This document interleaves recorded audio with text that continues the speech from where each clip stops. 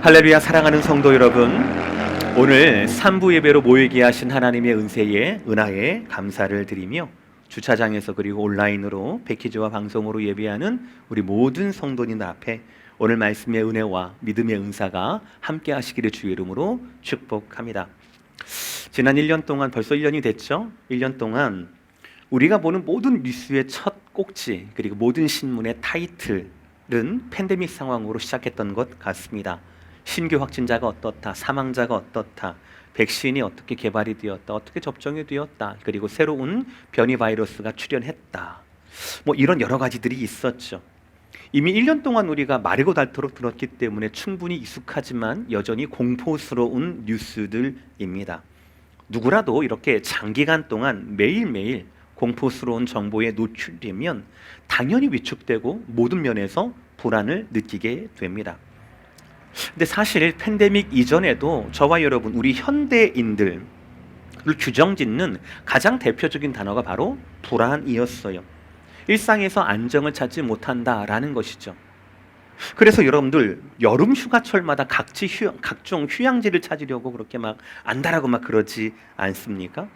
그런 곳마다 인산인해를 이룹니다. 사람들이 많이 모여요. 각자의 가정에서, 일터에서, 학교에서 탈진하고 수고한 현대인들에게 안식처를 제공합니다. 치료시설마다 정신적, 정서적, 신체적으로 붕괴되어 피해를 입은 환자들이 넘쳐납니다. 심리치료사는 초조한 사람들을 진정시키고요. 의사들은 항우울제와 항불안제를 다반사로 처방합니다. 그래야 조금이나마 버틸 수 있기 때문입니다.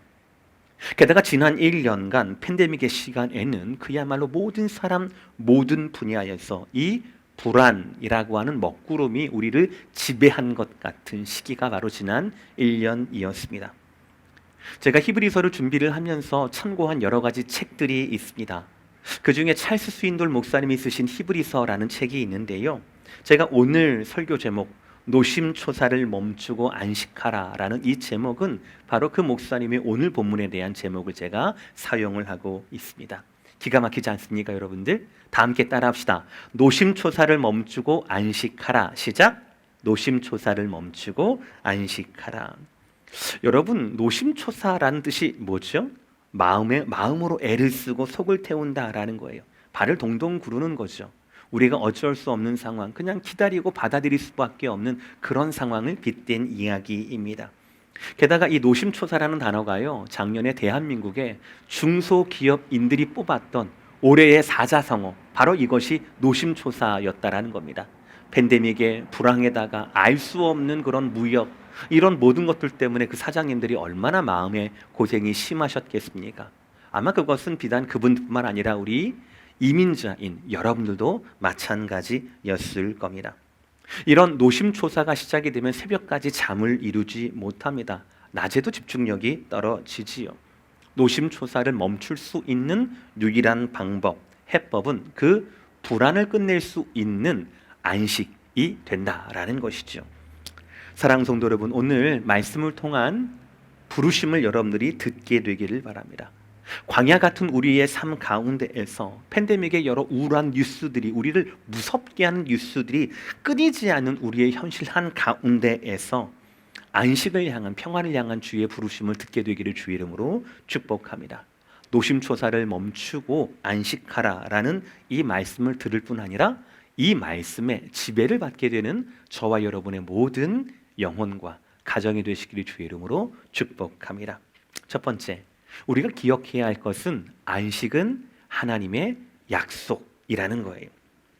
출애굽과 광야 시대, 하나님께서는 모세를 통하여 10가지 재앙으로 이스라엘을 출애굽시켰습니다.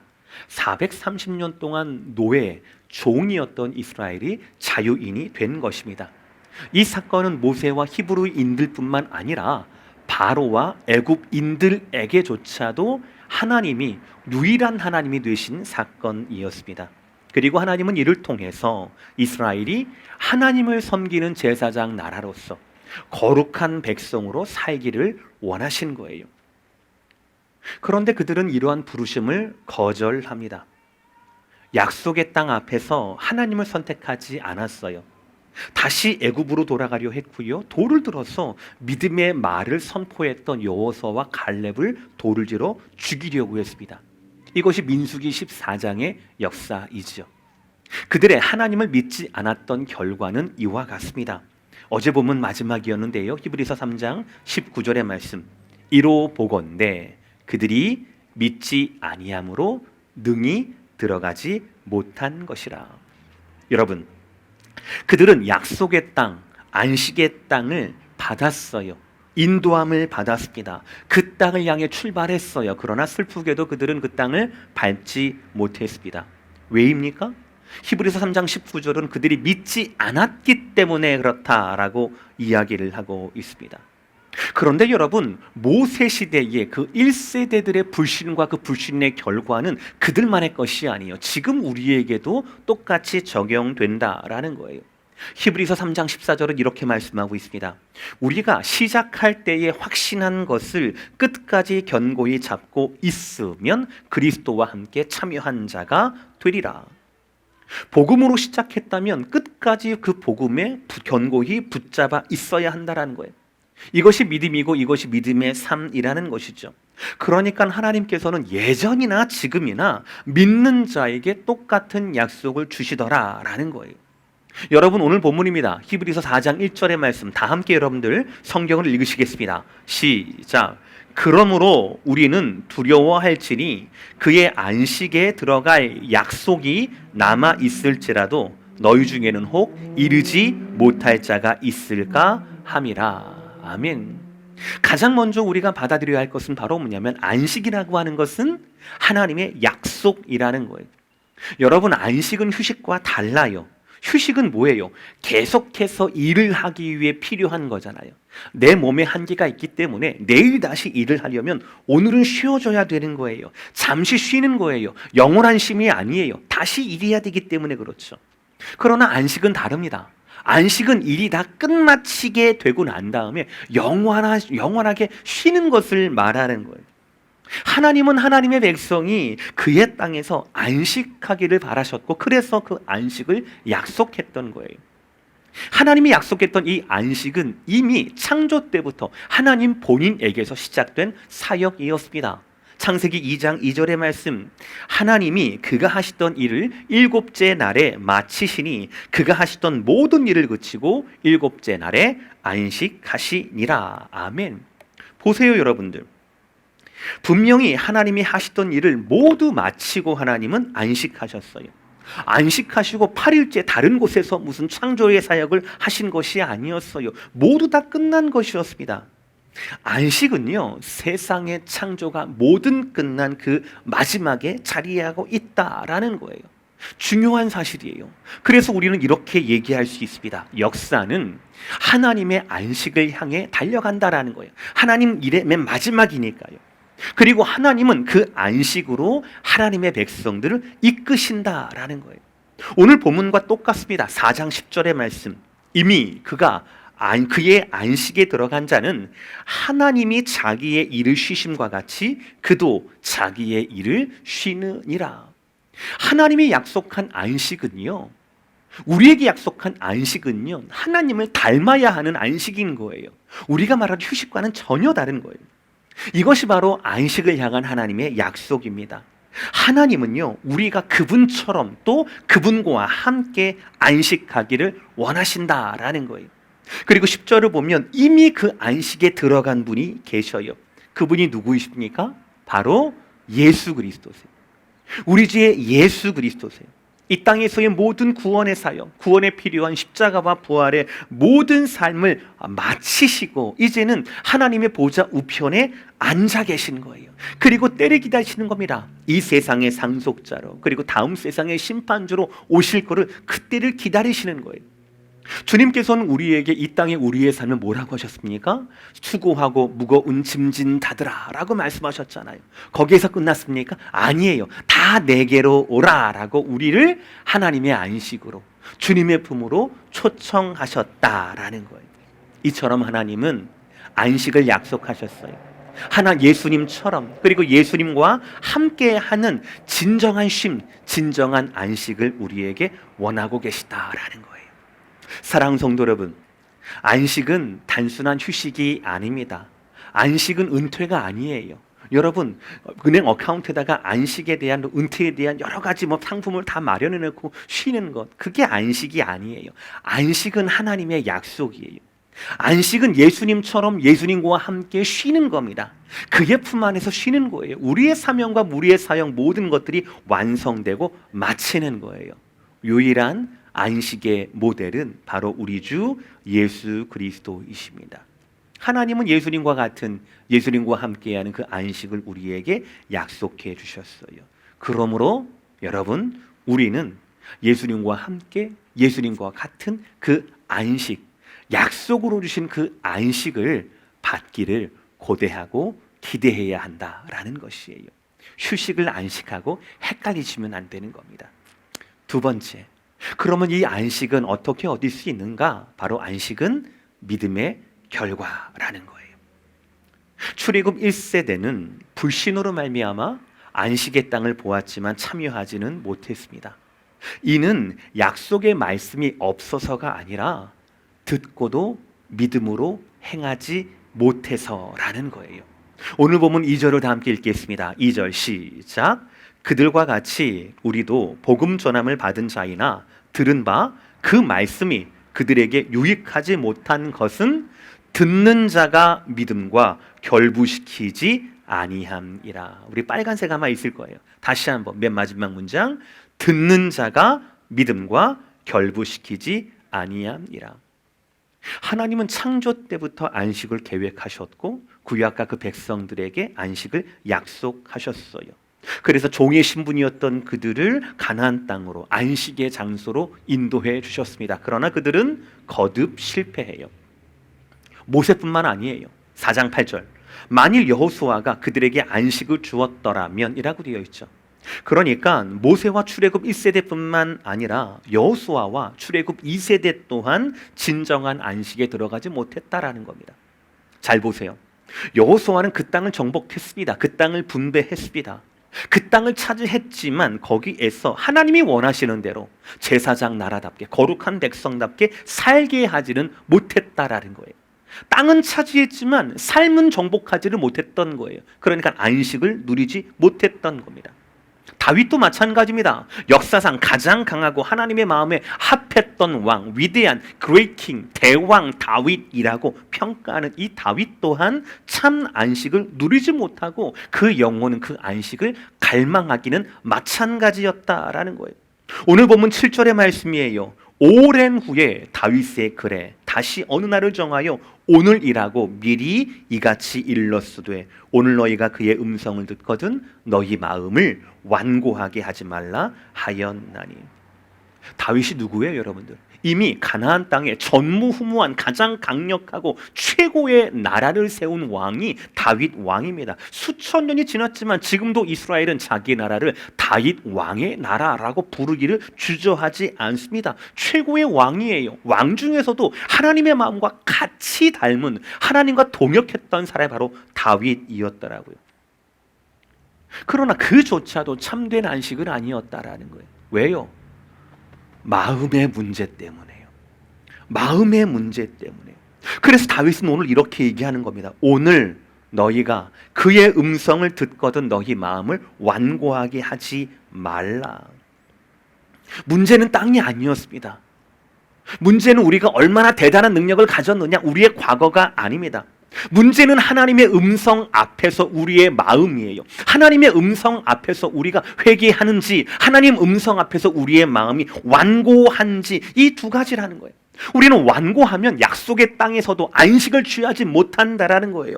우리는 우리의 마음이 무엇으로? 하나님 말씀 가운데 믿음으로 준비되어 있어야 한다라는 거예요.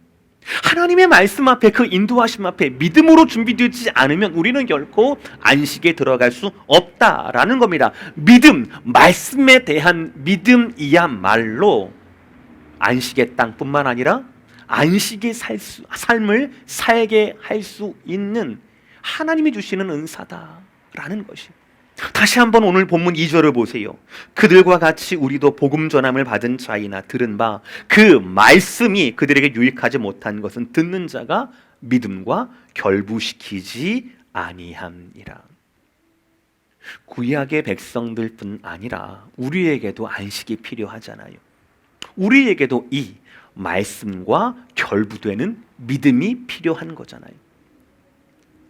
말씀과 믿음이 결부된다라는 뜻이 뭔 줄 아셔요, 여러분들? 수레 있죠, 수레. 바퀴로 굴러가는 수레.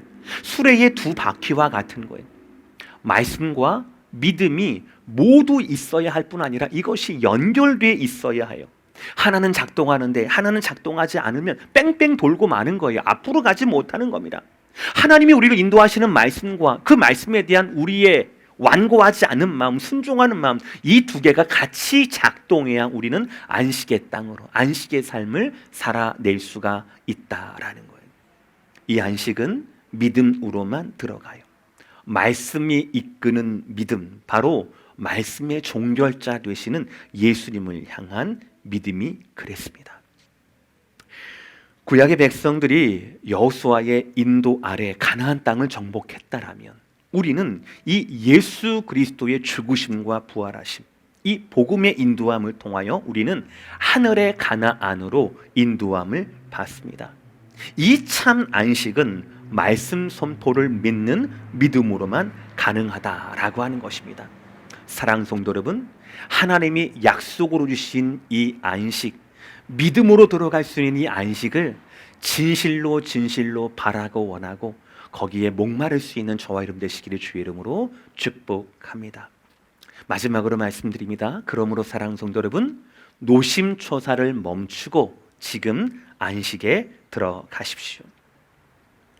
여러분, 성도의 정체성은 부르심에 있다라고 말씀을 드렸어요.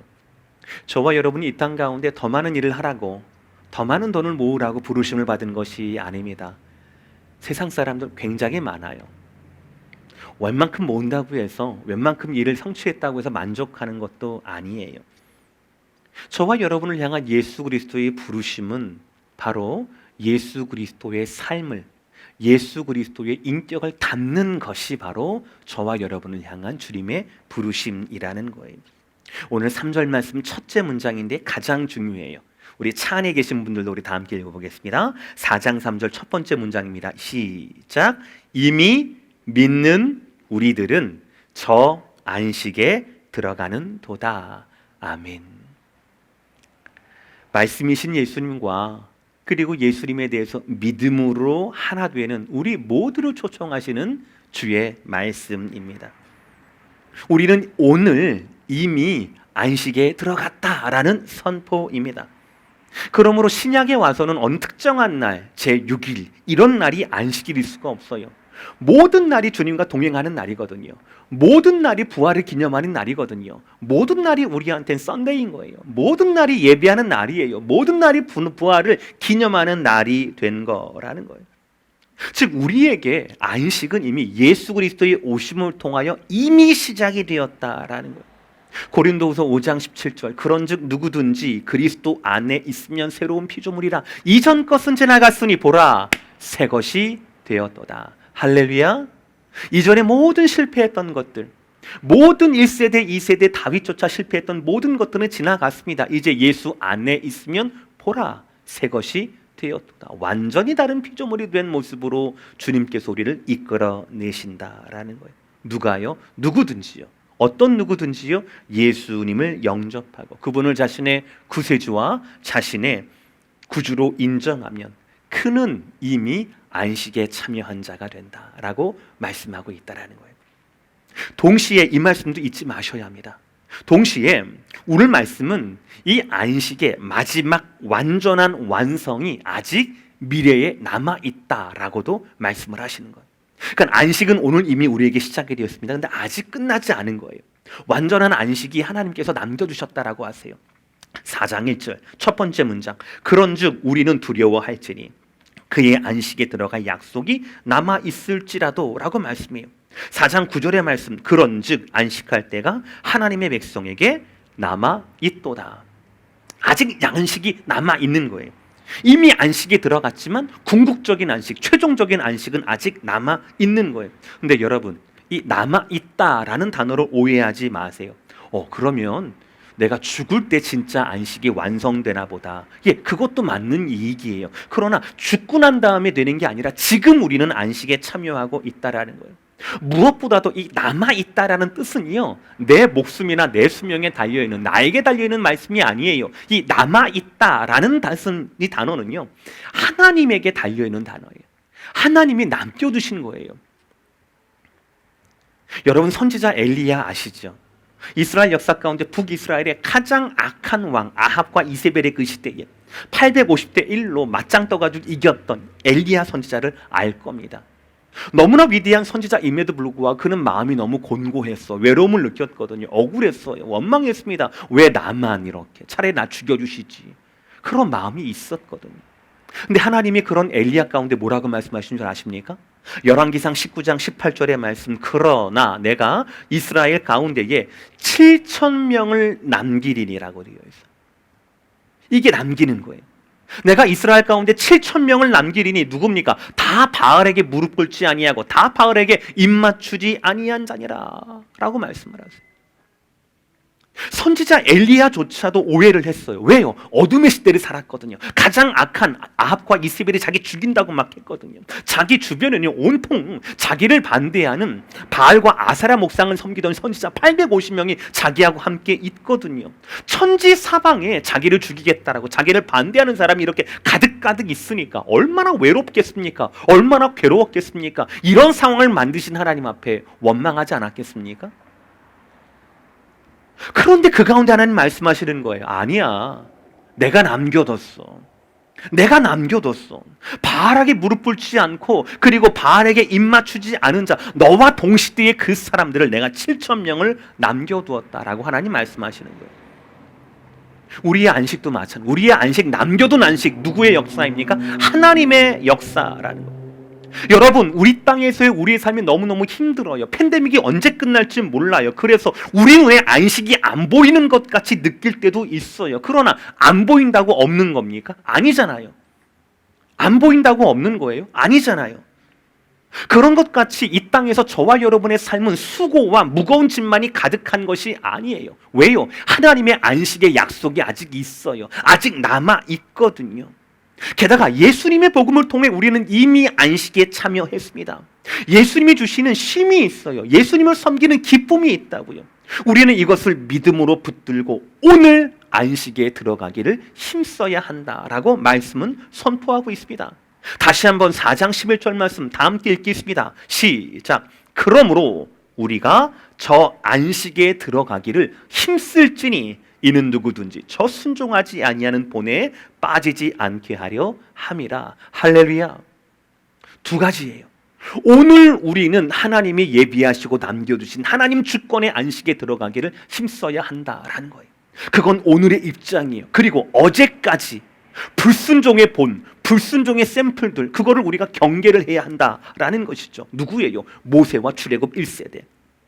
그들은 홍해는 건넜지만 요단강 앞에선 멈춰서게 됐어요. 누구예요? 출애굽 2세대와 여호수아. 땅은 정복했지만 삶은 정복을 당했어요. 모두가 실패한 그런 케이스였습니다. 또 누구예요? 다윗조차도 참된 안식에 들어가지 못했다라는 것 아니겠습니까? 여러분, 모세도 여호수아도 다윗도 실패했던 참된 안식. 그럼 우리가 어떻게 이룰 수가 있겠습니까? 그 답이 11절에 얘기했던 그러므로 우리가 저 안식에 들어가기를 힘쓸지니 라는 이 답에 대한, 이 명제에 대한 그 답이 바로 12절에 있다라는 거예요. 여러분, 너무나 사랑하시는 말씀이에요. 우리 다 함께 12절의 말씀 가슴에 새기면서 다 함께 읽겠습니다. 시작. 하나님의 말씀은 살아있고 활력이 있어 좌우에 날선 어떤 검보다도 예리하여 혼과 영과 및 관절과 골수를 찔러 쪼개기까지 하며 또 마음의 생각과 뜻을 판단하나니. 아멘. 모세가, 여호수아가, 다윗이 시도했지만 결국 다다르지 못했던 그 안식, 참된 안식, 우리가 무엇으로 그 안식에 들어갈 수 있습니까? 하나님의 살아있는, 하나님이 우리를 살리는 활력 있는 말씀을 통하여서 우리가 들어갈 수 있다라는 겁니다. 하나님 말씀은 결코 추상적인 게 아니에요. 하나님 말씀은 액자에 걸어놓은 율법이 아니에요. 그 말씀은 살아있어요. 움직입니다. 생동합니다. 내 마음을 파고듭니다. 구약시대에 이 말씀은 불순종했고 불신했던 사람들의 허물을 적나라하게 드러나서 거기까지만 가게 했다라는 걸 기억하셔야 하는 거예요.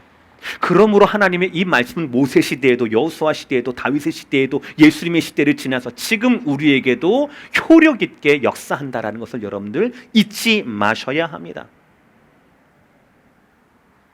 안식에 들어가고 싶은 우리의 마음을, 우리의 믿음을 주님은 아셔요. 주의 말씀은 아셔요. 살아있는 말씀을 다 감찰하시고 아신다라는 겁니다.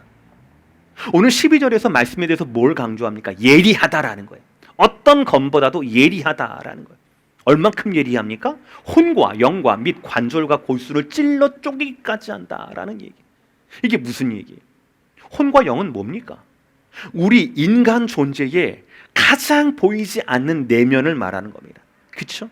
관절과 골수는 뭡니까? 우리 인간 존재의 가장 보이지 않는 육적인 면을 말하는 거예요.